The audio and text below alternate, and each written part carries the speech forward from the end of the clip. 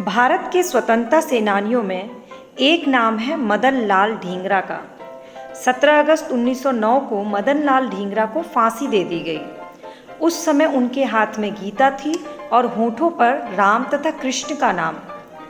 कितने लोग हैं जो मदन लाल ढींगरा के जीवन की असली कहानी जानते हैं? हेलो माई करछी से कलम तक फैमिली, मैं हूँ रचना और आज के फ्रीडम फाइटर स्टोरीज में आज की कहानी है मदन लाल ढींगरा के बारे में। मदन लाल ढींगरा जो कि बहुत ही निडर, निर्भीक, देशभक्त थे। मदन लाल ढींगरा का परिवार अमृतसर में रहने वाला एक संपन्न और अंग्रेज भक्त परिवार था। उनके पिता डॉक्टर दत्तामल अमृतसर के जाने माने चिकित्सक थे। लोग उनका बहुत सम्मान करते थे। ब्रिटिश सरकार ने उन्हें राय साहब के खिताब से सम्मानित किया था। डॉक्टर दत्तामल की 8 संतानें थीं, 7 बेटा और 1 बेटी। सभी बेटे मेधावी और उच्च शिक्षा प्राप्त थे। उनमें से 2 डॉक्टर और बार एट लॉ थे और एक पुत्र बिहारी लाल ढींगरा पूर्व जिंद स्टेट के प्रधानमंत्री भी रहे थे। मदन लाल ढींगरा डॉक्टर दत्तामल के 6ठे पुत्र थे। इनका जन्म 18 सितंबर 1883 में हुआ था। बचपन से ही वह परिवार के अन्य लोग से थोड़ा सा भिन्न स्वभाव के थे। मदन लाल ढींगरा की स्टार्टिंग की पढ़ाई अमृतसर के मिशन हाई स्कूल में हुई। वहीं से उन्होंने मैट्रिक की परीक्षा फर्स्ट ग्रेड से पास की। गणित में उनका खास इंटरेस्ट था और टेक्निकल विषय से उन्हें बहुत लगाव था। हर समय मशीनों में अपनी नज़र गड़ाए रहते थे। मैट्रिक के बाद एफएससी की पढ़ाई के लिए उन्होंने गवर्नमेंट कॉलेज लाहौर में प्रवेश लिया और वहीं से उन्होंने बीए किया। उच्च शिक्षा के लिए वो विदेश जाना चाहते थे, पर उनके पिता ने उन्हें विदेश भेजने की बजाय अपनी देख रेख में ही पढ़ाना सही समझा। जब डॉक्टर साहब का तबादला गुरुदासपुर हो गया तो मदन लाल को भी अपने साथ ले गए, पर मदन लाल अब पिता के बंधन से मुक्त होना चाहते थे। इसलिए उन्होंने अपना घर परिवार छोड़ दिया। जाते समय उन्होंने अपने परिवार से कोई धन आदि भी नहीं लिया। घर छोड़ के मदन लाल सीधे जम्मू कश्मीर रियासत में पहुँचे। वहीं उन्होंने सेटलमेंट विभाग में एक साधारण सी नौकरी कर ली, लेकिन कुछ ही दिन में ये नौकरी से ऊब गए और नौकरी छोड़कर कालका चले गए। कालका में उन्हें तांगा चलाने की धुन सवार हुई और वहाँ तांगा चलाने लगे, लेकिन जल्द ही इस कार्य से भी वो ऊब गए। इसके बाद मदन लाल ने वहीं एक कारखाने में नौकरी कर ली। कारखाने का मालिक अंग्रेजों का भक्त था। वह मजदूरों पर अत्याचार करने में ज़रा भी नहीं हिचकता था। वहाँ उन्होंने गरीब मजदूरों की दशा देखी। उनके जीवन का यह पहला कटु अनुभव था। मजदूरों की अशिक्षा, अज्ञानता और सीधे साधे स्वभाव ने उनके मन में हलचल मचा दी।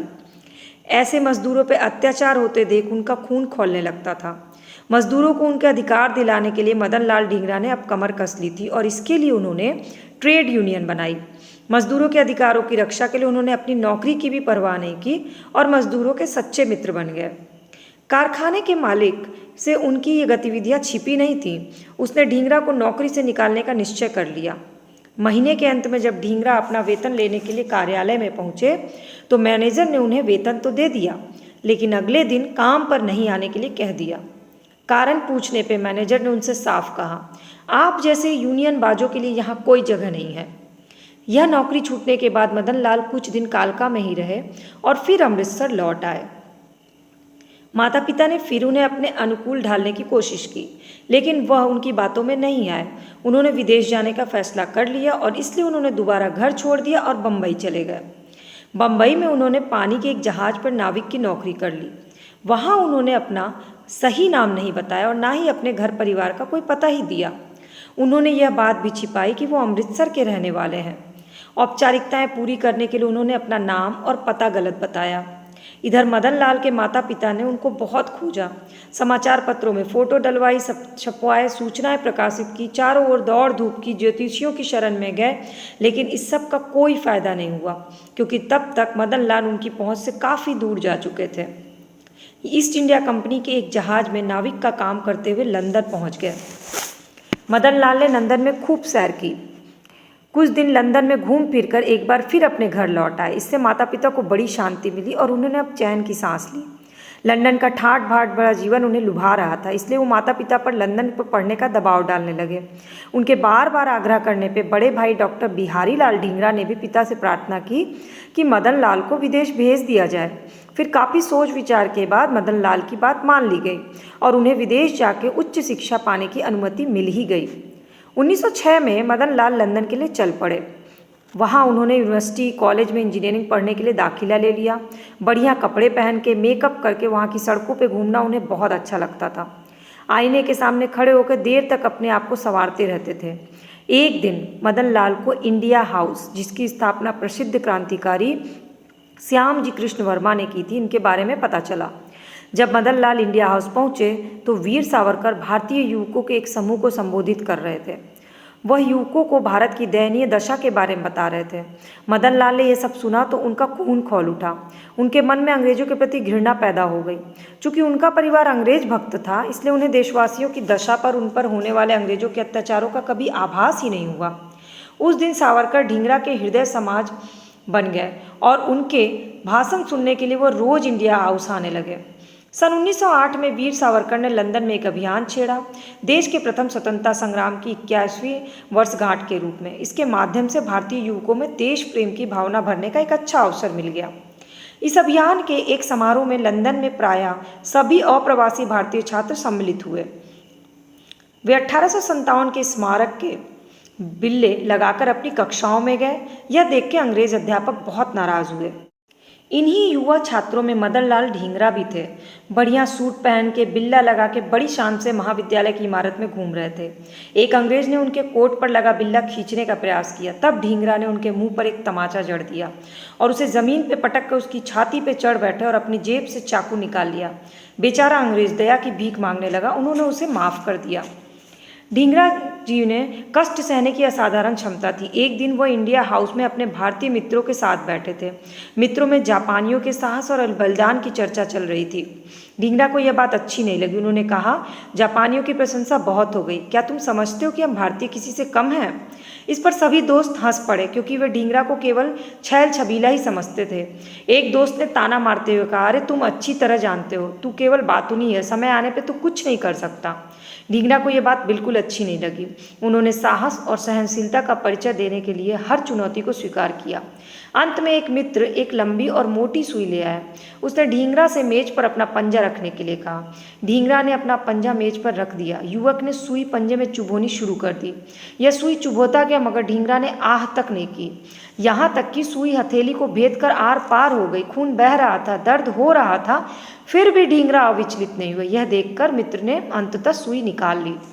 वीर सावरकर जी के बड़े भाई गणेश दामोदर सावरकर भी क्रांतिकारी थे। अंग्रेज सरकार ने उन्हें बंदी बना के काले पानी की सजा दे दी। यह जानकर ढींगरा अंग्रेजों से बदला लेने के लिए कटिबद्ध हो गए। उन्होंने अपनी योजना को सफल बनाने के लिए एक पिस्तौल खरीदी और उसे चलाने का अभ्यास शुरू कर दिया। साथ ही साथ पूर्व निर्धारित कार्यक्रम के आधार पर काम भी शुरू किया। लंदन में एक संस्था थी, नेशनल इंडियन एसोसिएशन, जिसका काम था इंग्लैंड गए भारतीय युवकों को अंग्रेजों का प्रशंसक बनाना। मार्च 1909 में ढींगरा इस संस्था के कार्यालय में गए और संस्था की सचिव कुमारी एमा से मिले। उन्होंने पहले उनसे दोस्ती की, फिर संस्था के सदस्य बन गए। इस संस्था के 3 महत्वपूर्ण सदस्यों में विलियम कर्जन वाइली भी थे। बहुत ही धूर्त और चालाक, भारतीय युवकों का ब्रेन वॉश करने में माहिर।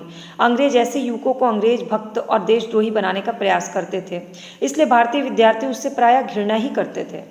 कर्जन वाइली ढींगरा के पिता और बड़े भाई के बड़े अच्छे मित्र थे, इसलिए वो ढींगरा को कुछ ज़्यादा ही ख्याल रखते थे और ढींगरा को इस बात की खबर धीरे धीरे लगने लगी। ढींगरा ने यह बात वीर सावरकर को बताई। सावरकर की सलाह पर ढींगरा ने इंडिया हाउस की कुछ बातें वाइली को बताई, लेकिन वह सब एक ड्रामा था।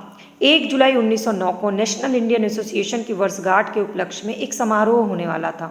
ढींगरा कुमारी एमा से मिले और समारोह की पूरी जानकारी हासिल कर ली। उन्हें यह जान के खुशी हुई कि इस समारोह में कर्जन वाइली भी सम्मिलित हैं। उस दिन वार्षिक समारोह के लिए इंपीरियल का जहांगीर हॉल रंग बिरंगे गुब्बारों से सजाया गया। ढींगरा रात 8 बजे वहां पहुंचे। हॉल में एक तरफ बने ठने छैल छबीले पुरुष थे, दूसरी तरफ सजी सवरी लड़कियां। ढींगरा सीधे हॉल में गए। उन्होंने वहां उपस्थित लोगों से कुछ देर इधर उधर की बातें की, फिर कुमारी एमा से मिले। रात 10 बजे के करीब करजन वायली और उसकी पत्नी भी वहां आ गए। उनके आते ही मानो समारोह में जान आ गई। माहौल खुशनुमा हो गया। रात 11 बजे समारोह खत्म हुआ। करजन वायली मंच से उतरे। अब ढींगरा करजन वायली की ओर बढ़े और बड़े गर्मजोशी से मिले। ढींगरा उससे सट कर ऐसे खड़े हो गए मानो कोई खास बात बताना चाहते हों। बात सुनने के लिए करजन वायली ने जैसे ही अपनी गर्दन ढींगरा की ओर झुकाई, ढींगरा ने अपनी पिस्तौल से गोली चला दी। गोली की आवाज़ सुन के अमोद प्रमोद सब कुछ, सारा खुशी का माहौल थम गया। सभी की नज़रें ढींगरा की ओर चली गई। ढींगरा तब तक अपना काम कर चुके थे। करजन वायली की एक चीख मार कर हत्या हो चुकी थी। तभी वायली लाल काका नाम के एक व्यक्ति की करजन वायली की सहायता के लिए दौड़ा। ढींगरा ने उसे भी गोली से मार दिया। एक अन्य व्यक्ति ढींगरा को पकड़ने के लिए आगे बढ़ा तो ढींगरा ने उसकी गर्दन पर जबरदस्त चोट की और उसकी गर्दन टूट गई। इस तरह पूरी घटना के बीच ढींगरा शांत खड़े रहे। उनके चेहरे पे कोई डर, घबराहट, बेचैनी कुछ भी नहीं थी। पुलिस आई और उन्हें गिरफ्तार करके ले गई। ढींगरा ने जहांगीर हॉल जाने से पूर्व अपने जेब में एक पत्र लिख करके रखा था, जिसे पुलिस ने निकालकर छिपा लिया। लंदन के सभी समाचार पत्रों ने इस घटना को सुर्खियों में छापा। लंदन में उच्च न्यायालय में ढींगरा का मुकदमा चलाया गया। मुकदमे की कार्रवाई के दौरान ढींगरा उदासीन बने रहे। अदालत में उन्होंने अपना अपराध स्वीकार कर लिया और साथ ही ये भी बयान दिया कि लाल काका को मारने का मेरा कोई इरादा नहीं था, लेकिन आत्मरक्षा में गोली चलाना जरूरी हो गया था। अदालत में मदन लाल ढींगरा ने पुलिस में वक्तव्य पढ़ने के लिए कहा, जिसे पुलिस ने गिरफ्तारी के बाद उनकी जेब से निकाल के छिपा लिया था, पर पुलिस ने इस बात से इनकार कर दिया। जब यह बात वीर सावरकर को मालूम हुई तो उन्होंने उस सभी समाचार पत्रों में प्रकाशित करने का विचार किया। गौरतलब है कि उनके पास उस वक्तव्य की एक कॉपी पहले से ही थी। वीर सावरकर ने वक्तव्य को समाचार पत्रों में प्रकाशित करने का दायित्व तो अपने मित्र ज्ञानचंद्र वर्मा को दिया। वक्तव्य लेकर ज्ञानचंद जब गुप्त रूप से पेरिस गए तो वहां उन्होंने उस वक्तव्य की हजारों कॉपियां छापी और इंग्लैंड, जर्मनी या इटली, अमेरिका आदि देशों में समाचार पत्रों के पास भेज दिया। जब वह विभिन्न समाचार पत्रों में छपा तो मदन लाल ढींगरा खुशी से नाच उठे। मदन लाल ढींगरा को ब्रिस्टल जेल में रखा गया। वीर सावरकर उनसे मिलने के लिए गए। उन्हें ढींगरा के कार्य पर बहुत गर्व था। अदालत में उन पर 25 जुलाई तक मुकदमा चला। अदालत ने मदन लाल ढींगरा को मृत्यु दंड दे दिया। 17 अगस्त 1909 को मदन लाल ढींगरा को फांसी दे दी गई। उस समय उनके हाथ में गीता थी और होठों पे राम और कृष्ण का नाम। लगभग 65 वर्ष के बाद 13 दिसंबर 1976 को पंजाब सरकार मदन लाल ढींगरा की अस्थियां भारत लाने में सफल हो पाई। इस कार्य में भारत सरकार ने बहुत अच्छी भूमिका निभाई। इस तिथि को अस्थियां दिल्ली में पालम हवाई अड्डे पर लाई गई। तत्कालिक राष्ट्रपति फखरुद्दीन अली अहमद, प्रधानमंत्री इंदिरा गांधी, कांग्रेस अध्यक्ष देवकांत बरुआ आदि ने उन अस्थियों पर फूल मालाएं चढ़ाई और उन्हें श्रद्धांजलि दी।